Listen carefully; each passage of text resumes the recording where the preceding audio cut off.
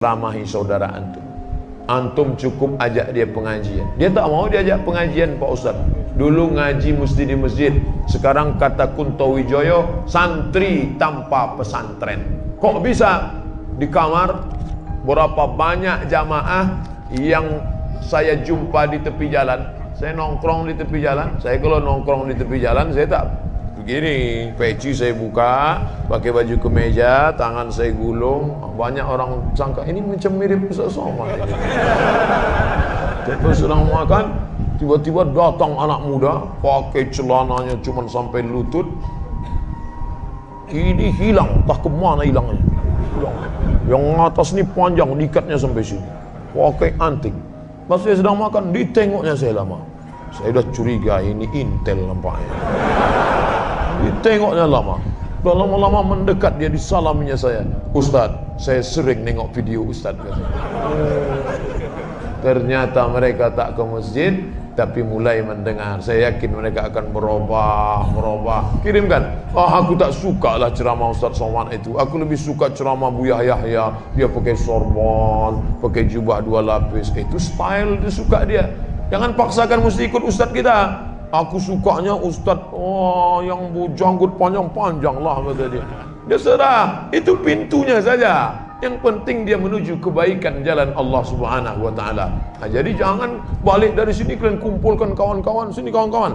Assalamualaikum warahmatullahi wabarakatuh. Tak bisa gitu. Kawan-kawan itu bukan dia respect, malah lucu ente kata.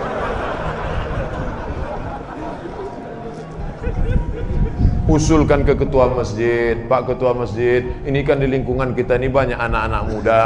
Sementara jadi lidahnya lidah ketua masjid yang dipakai. Dekati Pak RW, dekati Pak RT. Pak RW, Pak RT, gimana kalau subuh Ahad nanti kita buat pengajian, anak muda kita undang ustadznya? Boleh kata Pak RW, kata Pak RT. Aku pun anakku ni pusing, aku nengok dia tak pernah solat subuh. Nah, acaranya apa kita buat? Pelatihan mandi jenazah, Pak. Oh, jangan. Latihan mandi jenazah mahal itu modalnya, kata Pak RW. Kita nanti beli bonekanya lagi. Berapa harga boneka untuk mandi? Tenang aja Pak RW, itu usah pakai boneka. Anak Pak RW itu kita mandikan.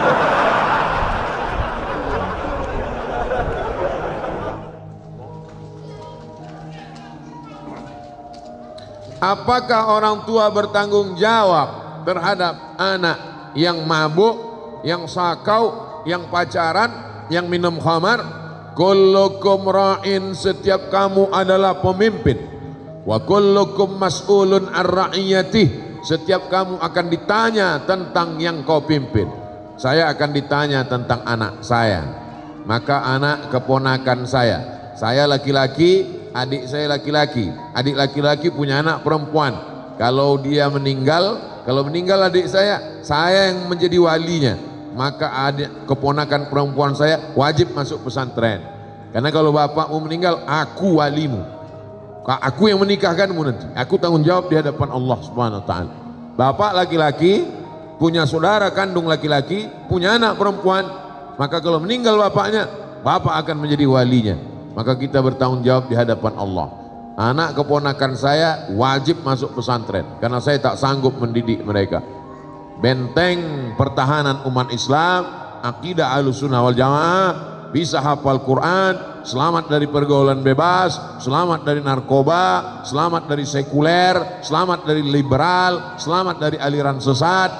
Pesantren, masukkan anak ke pesantren. Yang sudah memasukkan, alhamdulillah. Yang belum memasukkan, insya Allah. Sudah dikasih tahu enggak juga mau masukkan, innalillah. Kalau sudah dimasukkan ke pesantren, sudah dididik, tetap juga dia buat dosa, kita tidak tanggung jawab. Wala taziru waziratun wizra ukhra. Orang tidak menanggung dosa orang lain. Tapi kita sampai mati tetap amar ma'ruf nahi mungkar. Jangan diam. Bu, anaknya saya bawa nonton ya. Jangan. Sebentar aja bu, ke Parung Panjang, nanti saya belikan mie ayam sama bakso. Bawalah. Betapa murahnya harga anakmu. Padahal kau mengandungnya 9 bulan 10 hari. Di Parung Panjang ngandung masih 9 bulan 10 hari. Alhamdulillah. Di tempat lain ada yang 3 bulan lahir, menyusukannya 2 tahun, meregang nyawa melahirkannya. Kenapa dibiarkan sia-sia? Kita akan diminta tanggung jawab di hadapan Allah. Tapi jangan gara-gara ini lalu takut punya anak. Silakan punya anak, karena anak bisa menolong. Rabbi habli minas sholih. Mohon jelaskan tentang pajak 2,5%. Mana ada pajak 2,5%? 15% pajak. Pajak pendapatan itu zakat. Apakah boleh dikumpulkan dulu selama setahun, setelah itu baru didistribusikan di kampung halaman? Maka zakat itu siapa yang kena zakat? Yang berpenghasilan 85 gram. Ingat, 85, 85, 85, 85, 85. Jangan keluar dari sini jadi 58. Dalam perjalanan hidup ibu bapak tahun 85, apa yang paling berkesan? Ingat itu, 85 gram emas. Kalau penghasilanku sebanyak itu, maka aku sudah kena zakat. 85 gram sekarang harga emas 500 ribu, maka 85 kali 500 sama dengan 42.500.000. Dibagi 12 bulan, 42.500.000 bagi 12 sama dengan 3.600.000. Payah ngitung 3.600.000, 4 juta. Siapa yang berhasilan 4 juta, keluarkan zakat 2,5%, 25.000, 25.000, 25.000, 25.000. Yang punya zakat, yang punya duit 4 juta, zakatnya 100.000. Pak Ustadz, saya keluarkan 100.000 tiap bulan atau total 1.200.000? Bagus tiap bulan. Kan sama aja 1.200.000. Jumlahnya sama, setannya beda. Kalau 100.000 ringan, tapi kalau sudah 1.200.000, allazi waswisu fi sudur. Mau kemana bro? Mau bayar zakat. Berapa? 1.200.000. HP Android 1.300.000. Tengok, kalau jin yang menggoda kita, bisa kita bacakan ayat kursi. Ini kawan sekantor kita, kita bacakan sama dia, hafal pula dia dari kita lagi. Maka kalau kita bacakan Allahul Qayyum la ta'khudhuhu sinatun.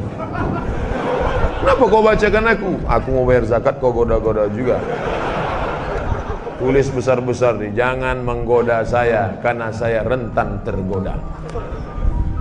Seandainya uang pajak pendapatan 2,5% boleh dikumpul, apakah bisa penggunaannya dialihkan untuk membeli kurban? Ini orang terlalu cerdas. Sekali dayung 2-3 pulau terlampau. Hanya zakat saja untuk zakat. Adapun untuk kurban, kau berkurbanlah saudaraku. Berkurban itu hukumnya wajib menurut mazhab Hanafi. Alhamdulillah. Menurut mazhab Maliki, Hambali, Syafi'i sunat muakkad. Saya Syafi'i.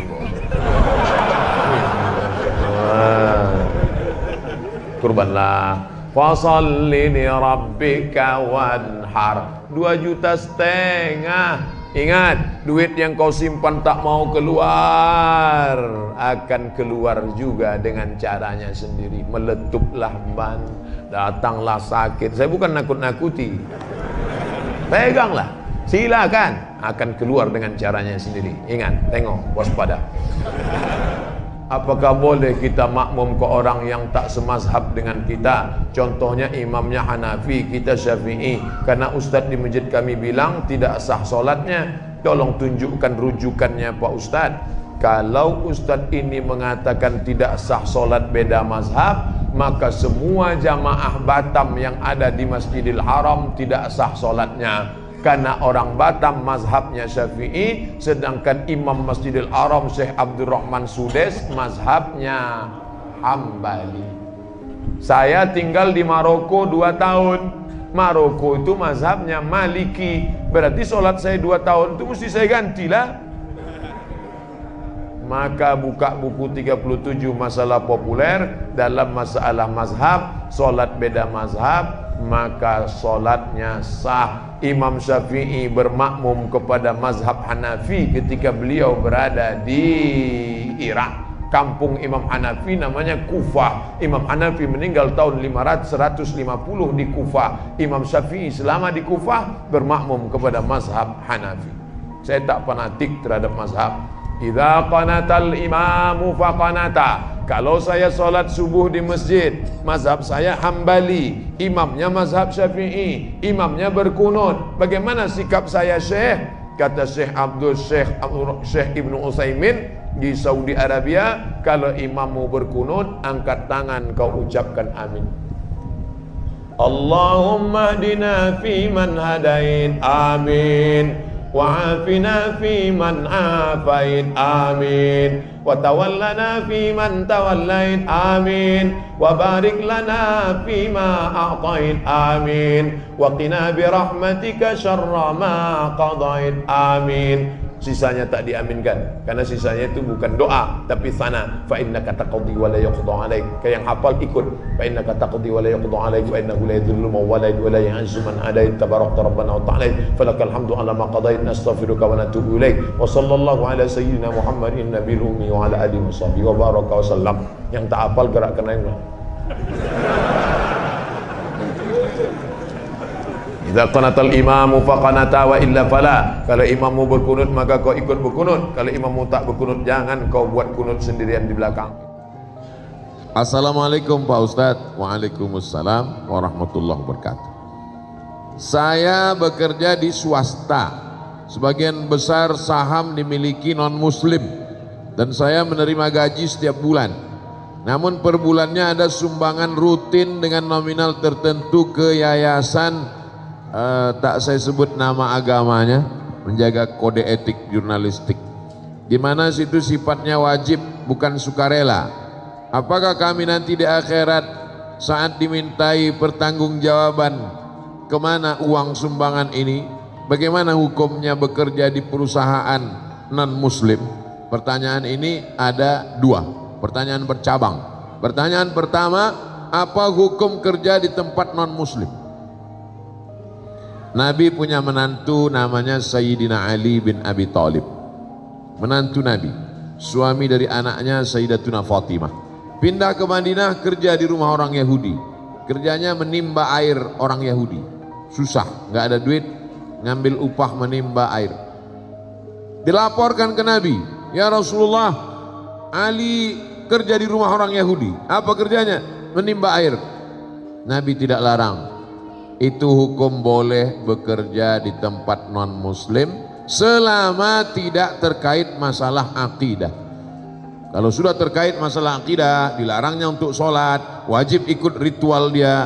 Wala ana abidum ma'abadtum wala antum abiduna ma'abud lakum dinukum. Tak boleh. Bekerjanya kalau tidak ada hukum terkait dengan akidah boleh. Yang masalah nomor dua adalah nyumbang.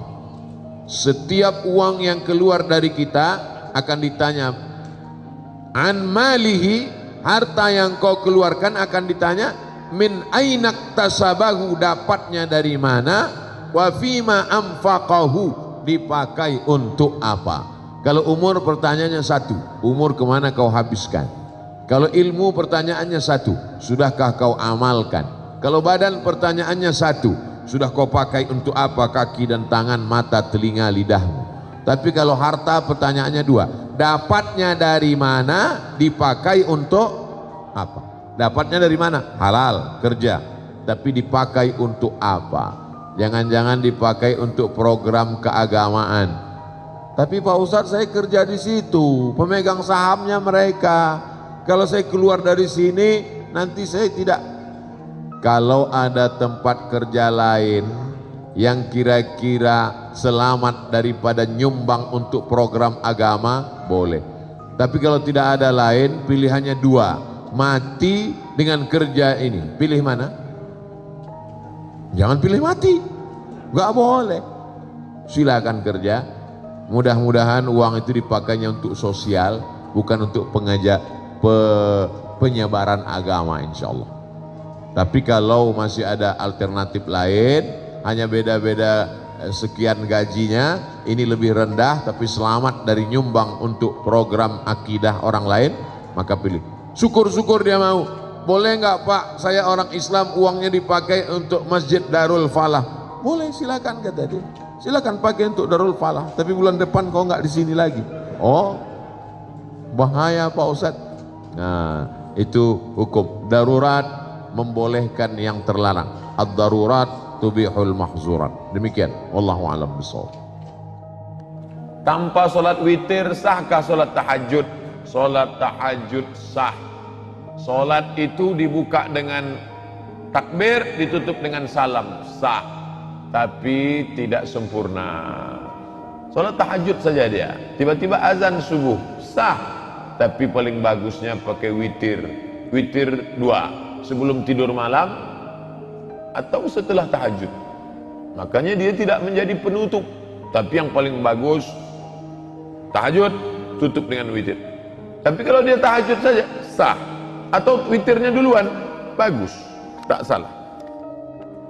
Saya dengar dari salah satu radio, berwuduk boleh tanpa pakaian. Apa betul Ustaz? Kalau boleh apa dalilnya? Kalau tak boleh apa dalilnya? Tidak ada rukun syarat wajib mesti pakai pakaian. Kalau Ustaz sendiri, saya pakai anduk. Saya berwuduk pakai anduk, menutup aurat. Ada adab-adab kita, adab kamar mandi, adab tempat tidur, adab. Makanya tadi kita kaji kitab Al-Adab Al-Mufrad. Kalau cerita masalah adab, tutup aurat. Tapi kalau cerita masalah sah tak sah, sah. Apa dalilnya? Kata orang Yahudi, Musa tak mau mandi sama kita karena dia kena hernia. Maaf cakap, buah pelirnya besar. Bahasa Melayunya apa tuh? Bui. Musa tak mau mandi telanjang sama kita karena dia kena hernia, kata orang Yahudi. Musa kalau mandi di balik batu, ada batu besar, mandi Musa di situ. Sementara orang Yahudi mandi di sini ramai-ramai. Yahudi ini suka mandi telanjang. Musa mandi di balik batu. Tiap hari mereka aja, Musa, ente tak mau mandi sama kami karena ente kena hernia kan? Suatu hari Allah mau menunjukkan, digeser Allah waktu Musa sedang mandi, sedang menunduk, digeser Allah batu itu, bergeser. Mereka tengok Musa, ternyata Musa tak kena hernia. Apa dalil dari situ? Bahwa Musa di balik batu itu telanjang. Dia hanya tidak mau ditengok orang. Ketika orang tak ada, dia tetap. Itu dalil orang yang mengatakan boleh mandi telanjang, tapi tak beradab. Kalau cerita sah tak sah, sah, tapi dia tak beradab. Bedakan antara fikih dengan adab. Fikih itu mengatur sah, makruh, wajib, rukun, syarat, wajib, sunah, sah tak sah. Tapi kalau sudah cerita adab, tata krama kepada Allah Subhanahu wa taala, cerita masalah akhlak, pakai basahan. Walaupun tak ada orang menengok. Saya pengurus koperasi simpan pinjam. Tiap akhir tahun ada jasa keuntungan dibagi-bagi. Kalau jatah saya disedekahkan, apakah saya terlepas dari dosa riba? Saya punya duit 10 juta, saya letakkan di koperasi. Nih, akhirnya dipakai duit itu untuk program riba. Maka saya sudah berkontribusi riba. Bapak yang punya duit untuk kelompok riba nih, balik dari sini cabut. Mohon maaf, duitku mesti ku cabut ini. Kalau bisa yang lain sampaikan. Kalau tak bisa memperbaiki semua diri sendiri, cabut. Lalu Pak Ustadz, saya tak bisa simpan duit ini di rumah. Simpan di bank syariah, bank menuju syariah, bank syariah Riau Kepri, bank syariah Muamalat, bank syariah. Pokoknya letakkan ke bank syariah yang sudah dapat fatwa DSN, Dewan Syariah Nasional, untuk menghidupkan perekonomian umat. Setelah konversi 2 bank daerah menjadi bank syariah, melejit aset bank syariah kita. Pertama, bank syariah Aceh, yang kedua, bank syariah NTB. Lalu bapak yang selama ini duitnya tak dimakan, hasil itu tak dimakan, disedekahkan, duitnya jangan dimakan, diserahkan ke masalih ammah. Masalih ammah, kepentingan umum. Bangun MDA, panti jompo, anak yatim, fakir miskin, masjid, serahkan. Niatnya bukan niat sedekah, mengembalikan uang umat kepada umat, bukan niat sedekah. Karena tak boleh bersedekah dengan duit haram. Ayah saya non muslim, ibu saya murtad. Sebelum saya mualaf, saya sering diberi kekerasan dalam rumah. Allah mengampunimu saudaraku. Allah memberikan surga jannatul naim untukmu saudaraku. Jihad engkau lebih mulia daripada kami. Kami ini Islam karena mak ayah kami Islam. Kau masuk Islam, perjuanganmu luar biasa. Yang ingin saya tanyakan, salahkah jika saya memutuskan hubungan dengan mereka karena saya merasa tidak aman dan nyaman lagi selaku anak mereka? Kalau kau merasa tidak aman, kau bukan memutuskan silaturahim, tapi menolak mudarat. Tapi kalau bagi yang aman, masuk Islam, emaknya tetap baik, ayahnya tetap baik, kalian tak boleh putuskan tali silaturahim. Dalilnya mana? Asma masuk Islam, tapi tetap disuruh Nabi siliha, sambung silaturahim. Afa'utiha, boleh aku beri hadiah? Silakan beri hadiah kepada orang tuamu yang non muslim. Ustaz, apa hukumnya orang muslim tak percaya dengan hari akhir? Kafir. Kenapa begitu? Karena dia ingkar dengan ayat Al-Quran. Afatu'minuna bi ba'dil kitabi wa takfuruna bi ba'd. Apakah kau kafir dengan sebagian ayat Al-Quran dan kau percaya kepada sebagian? Kau mesti percaya semuanya. Udkhulu fi silmi kafah. Percaya Islam secara utuh. Ketika kita sampai di masjid, muazin sedang azan, bolehkah kita langsung sholat sunat atau menunggu azan? Tunggu azan selesai. Kenapa azan ditunggu? Karena kata Nabi, siapa yang menyambut seruan azan, diucapkannya macam yang dicakapkan si muazin, kecuali hayya 'alas shalah hayya 'alal falah, dijawabnya la haula wala quwata illa billah, ditutupnya dengan doa wasilah, Allahumma rabb hadhihi da'wati tammati wa salatil qa'imah ati sayyidina Muhammadan al-wasilatal fadilah wasyaraf wa darajatal 'aliyatar rafi'ah wa ba'athu Allahumma maqam mahmudan alladhi wa'adtah innaka la tughliful mi'ad. Maka dia dapat balasan, halat lahu syafaati, layaklah dia mendapatkan syafaatku nanti hari kiamat. Saya tetap menunggu karena saya ingin dapat syafaat. Apa niatnya kalau kita sholat subuh Jumat? Karena kita kan sujud tilawah, tak berubah niatnya. Usolli fardhu subhi rakaataini, pakai sujud tilawah lillahi ta'ala. Enggak. Karena niat itu sudah ada di dalam niat imam. Bahkan kita tak tahu imam itu nanti sujud atau tidak. Tapi niat imam sudah mengcover semuanya, bahwa niat imam, dan niat itu tak mesti dilafazkan di mulut, dalam hati sudah niat. Ma'allun niat al-qalbu. Kalau ada orang yang melafazkan niat, baik. Mazhab Syafi'i mengatakan mustahab. Begitu dalam fikih Islam 4 mazhab, melafazkan niat untuk menghilangkan was-was. Niat imam sudah mencukupi. Assalamualaikum warahmatullahi wabarakatuh Ustaz. Waalaikumsalam warahmatullahi wabarakatuh. Apabila orang tua kita melakukan kesalahan, bagaimana cara kita menasehatinya? Orang tua tidak bisa dinasehati, karena orang tua tidak pernah melihat kita sebagai orang besar. Di mata orang tua, kita tetaplah anak kecil yang baru pandai berjalan. Jadi kalau kita ceramahi orang tua, dia bukan dengar, dia melihat kita sebagai lucu. Aku lucu ngelihat ente, anak kecil kok pandai ngomong, kata dia. Jadi kalau kita mau ngasih tahu orang tua, pakai lidah orang lain. Kalau di tengah keluarga ada orang yang lebih tua yang dia hormati, melalui lidah dia. Kalau dia punya ada ustadz yang dia dengar, kiai, kalau dia hormat kepada Habib, pakai lisan, pinjam. Ustadz Somad, ya, ibu saya senang dengar ceramah Ustadz, tapi dia masih suka ceritakan aib orang. Kira-kira kalau Ustadz yang ngomong nanti dia dengar, kalau saya ngomong dia marah. Ustadz mau nggak nanti di masjid judul ceramahnya sampaikan bahaya bicara aib orang lain? Oh boleh.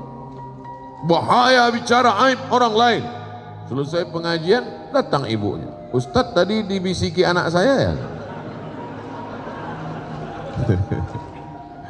Saya termasuk Ustadz yang ceramahnya nggak bisa dipesan. Saya menyampaikan apa yang saya mau. Saya tidak mau menyindir-nyindir orang melalui pengajian. Jadi kalau ada orang tuanya tidak sholat, jumpakan saya. Saya jumpa, Pak, Bapak sudah tua. Nanti Bapak kalau mati tempat Bapak neraka jahanam. Cepat-cepat sholat.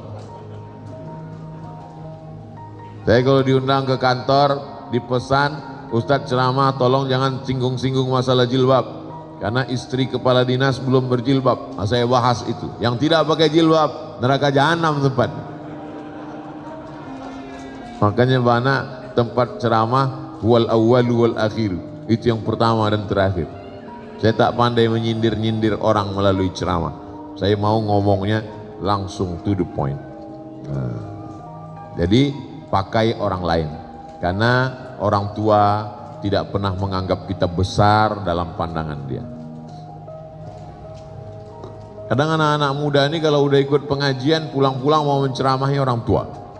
Pulang ceramah, pengajian, panggil orang tua. Papa sini, mama. Ya ayyuhalladzina amanu. Oh, nggak bisa begitu.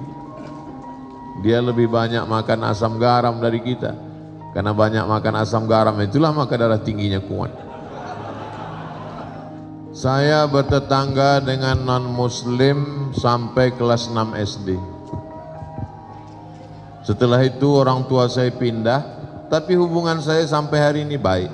Masih WA-WA, masih kirim-kiriman. Ada rumah Quran di daerah itu perlu bantuan semen. Yang WA saya yang non-muslim tadi, Ustadz Somad, dekat rumah kita ada rumah Quran, sekarang sedang pembangunan. Ada orang di Jakarta mau dapat jadwal ceramah TNI melalui yang non-muslim tadi. Jadi hubungan kami tetap baik dalam hubungan sosial, tapi dalam hubungan akidah, wala ana abidum ma'abadtum wala antum abiduna ma'abud lakum dinukum. Dulu kalau hari raya dia kirim kami makanan, tapi dia tahu kita tidak makan makanan dia kasih kuehnya, kue kotak, kue bungkus pabrik halal, minuman kaleng. Kita saling menjaga. Sebetulnya yang merusak ini provokator. Medsos ini luar biasa fitnahnya. Adapun bertetangga menjaga adab, justru dia masuk Islam karena adab itu. Ada seorang imam namanya Imam Al-Hasan Al-Basri, meninggal tahun 110 Hijrah, punya tetangga non-muslim. Rumah tetangganya di atas bukit, dia di bawah. Lalu kemudian suatu ketika Imam Hasan Al-Basri sakit. Tetangga yang non-muslim masuk menjenguk ke ruang tamu. Hasan Basri mana? Dia di kamar. Tetangganya masuk ke kamar. Sampai di kamar, di pojok rumah ada ember. Tetangganya nanya, itu air apa Hasan Basri? Itu air dari atas. Kalau nggak salah itu pojok kamarmu pas WC saya. Sudah berapa lama kamu nampung air ini? Isrun sana, 20 tahun sudah aku tahu. Agama apa yang mengajarkanmu selembut ini Hasan Al-Basri? Saksikanlah wahai Hasan Al-Basri. Asyhadu an la ilaha illallah wa asyhadu anna Muhammad Rasulullah. Kisah ini ada dalam kitab Gharaib wa Taraib, ditulis oleh Syekh Abu Amr Al-Misri. Sa'ah wa sa'ah, Gharaib wa Taraib. Kejadian-kejadian unik dalam sejarah Islam. Masuk Islam bukan karena dia ajak masuk Islam. Kalau tak masuk Islam neraka jahanam. Masuk Islam karena tersentuh hatinya. Orang kalau sudah kau sentuh tepat di hatinya, dia akan jadi milikmu untuk selamanya. So sweet. 20 tahun menahankan itu, buahnya ada tetangga masuk Islam. Uwais Al-Qarni, dalam hidup kumpul berjamaah pasti banyak perbedaan pendapat. Bagaimana menyikapi orang yang suka menjudge orang lain sebagai ahli bid'ah? Tolong berikan penjelasannya. Kalau bisa berikan rujukan dalilnya.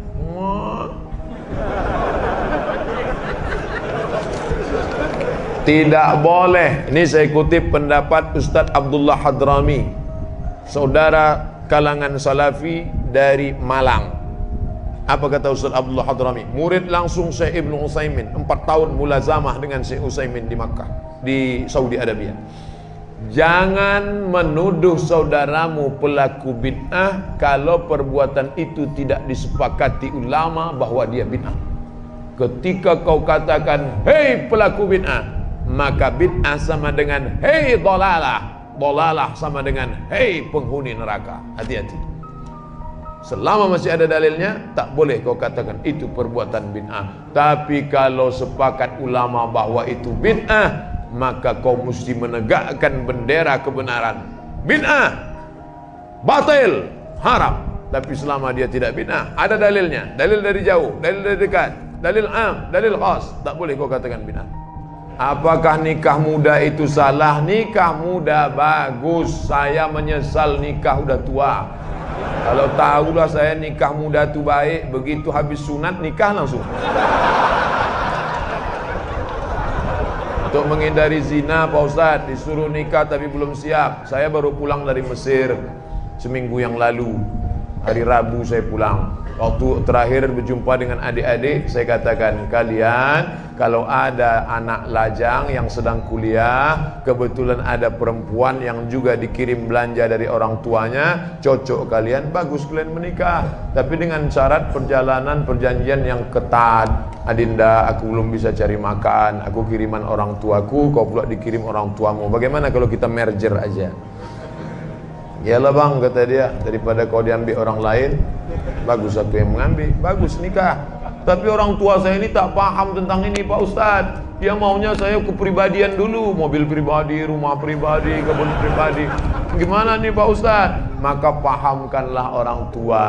Jangan balik dari sini dudukkan ayah, dudukkan emak. Assalamualaikum warahmatullah. Jangan. Berapa banyak kita ini ingin jadi ustadz, bukan begitu caranya. Panggil nenek mama, alim ulama, cerdik pandai, tokoh masyarakat. Pak, aku mau menikah di usia muda, takut berzina, tapi ayahku tak setuju. Bisa bapak bicarakan dengan ayah? Maka si bapak pun bercerita, anakmu itu ku tengok sudah agak gatal betul. Bolehlah kau nikahkan. Nah, jadi idenya dari kita, tapi kita pakai lidah orang-orang tua yang didengar. Kira-kira bapak kamu itu cakap siapa yang dia dengar? Ayah saya ini pegawai Pemprov Pak. Kalau atasan dia ngomong, insya Allah cari atasannya ngomong.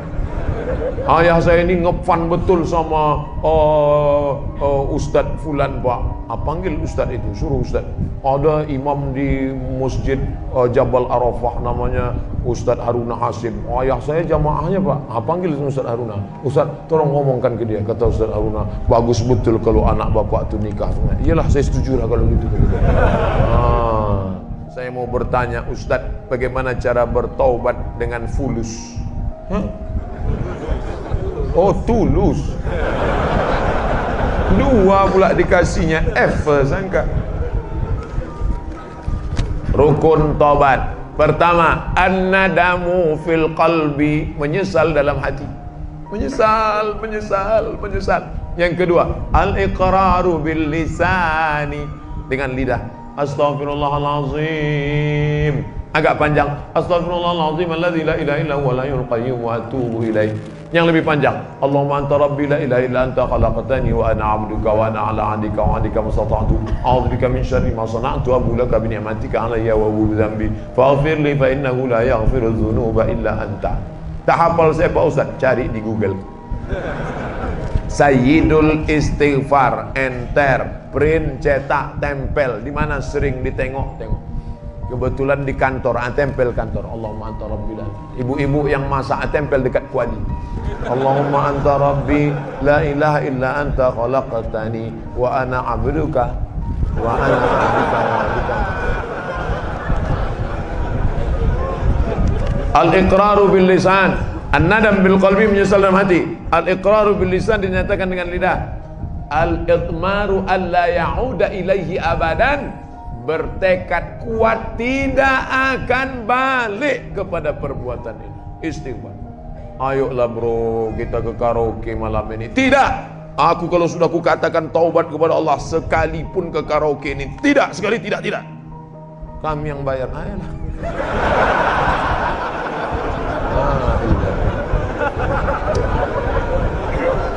Ketika sudah taubat, banyak sekali godaannya Pak Ustadz. Semua orang mengaji. Tengoklah artis-artis, ketika dulu dia masih begitu begini begono, santai hidupnya. Begitu dia taubat, matilah suaminya, tertangkaplah, di penjara. Itu ujian. Innallaha idza ahabba qauman ibtalahum.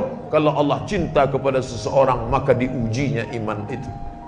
Dulu saya sebelum ngaji ini tak ada susah, nyantai aja. Begitu saya ikut pengajian Pak Ustaz, la ilaha illallah, pas balik helm hilang. Sabar saudaraku.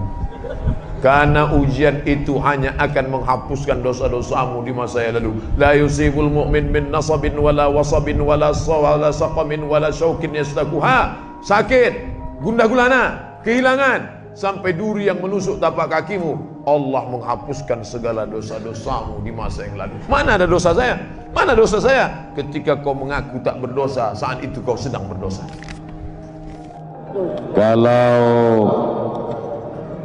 Kalau perempuan tidak mampu bekerja, ya dibantu oleh laki-laki. Kamu mampu memasak ini? Tidak. Kamu mampu mencuci? Tidak. Kalau gitu aku bantu ya. Gimana caranya? Aku carikan satu lagi. Pembantu maksudnya.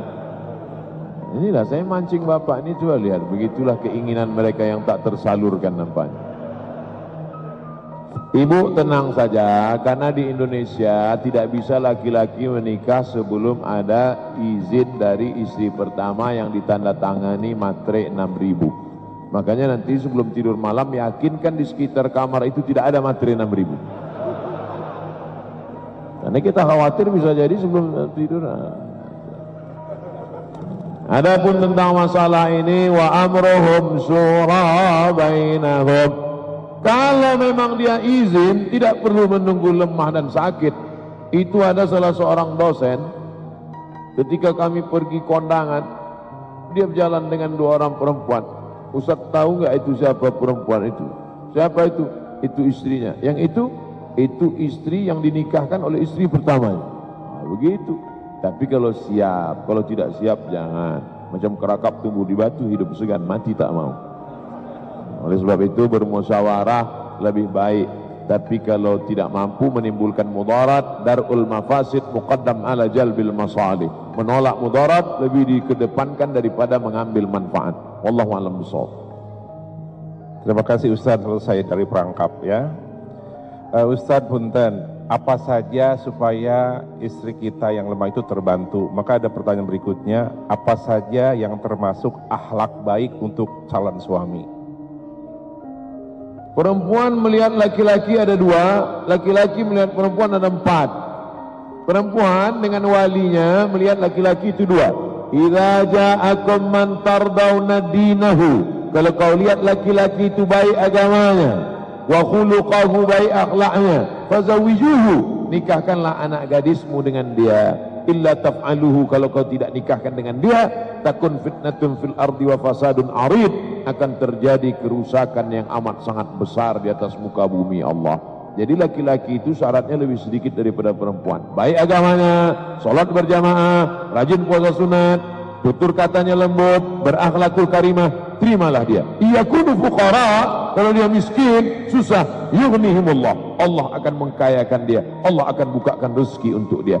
Sedangkan laki-laki melihat perempuan ada 4. Tungkahul mar'atu li arba', perempuan dinikahi karena 4. Lima liha karena hartanya kaya raya, wali hasabiha karena keturunan orang baik-baik, wali jamaliha karena cantiknya, wali diniha karena agamanya. Fazfar bidzatid din, pandang yang terakhir karena agamanya. Taribat yadaka, maka selamatlah engkau dunia akhirat. Wallahu a'lam bishawab. Jangan terjebak pada bahasa. Ini banyak orang main-main bahasa. Assalamu alayka, bunyinya mirip dengan assalamu alayka. Ternyata assalamu alayka, peace be upon you. Tapi kalau assalamu alayka, matilah kau. Yang suka main-main bahasa ini Yahudi.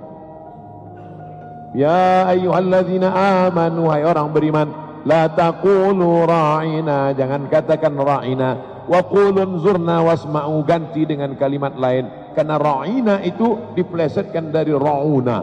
Jangan mainkan kata-kata, bermain kata yang sebetulnya maknanya sama. Kamu pacarannya? Enggak, ini pacaran syariah.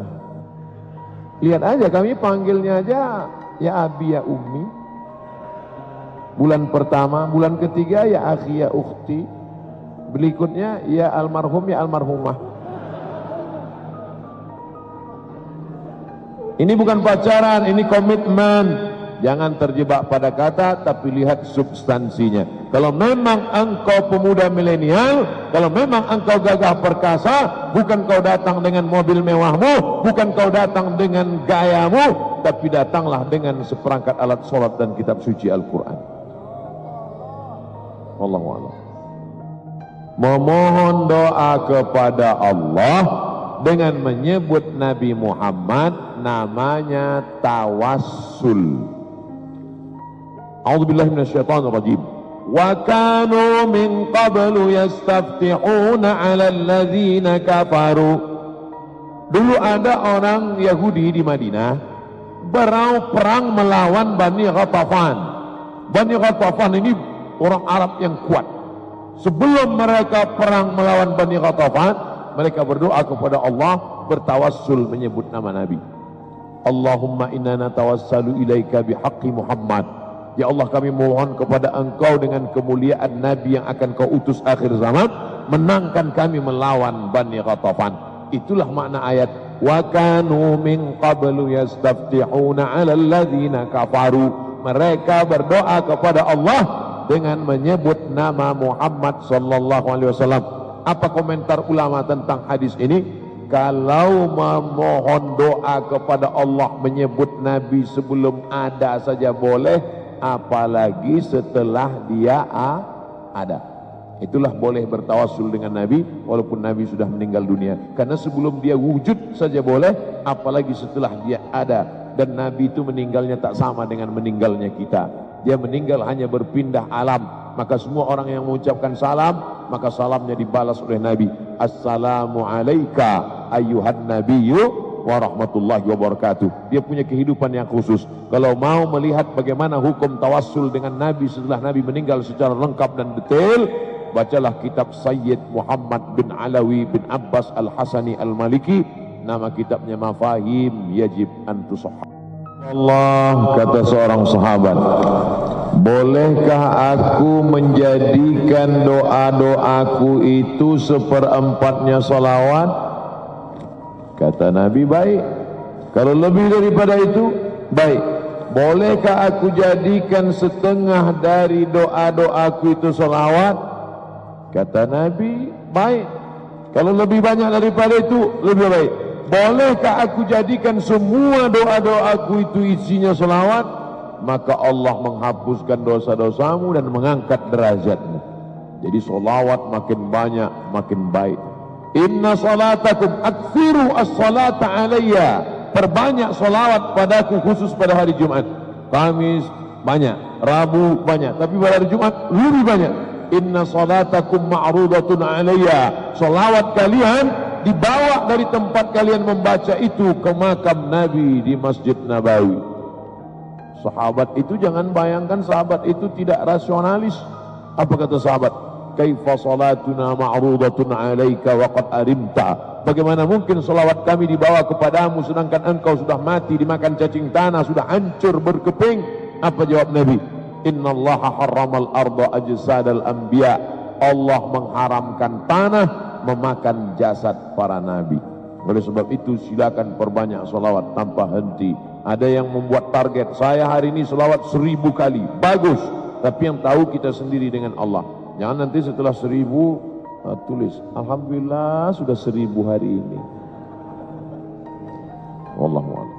Apakah jodoh juga harus wajib kita selipkan di doa?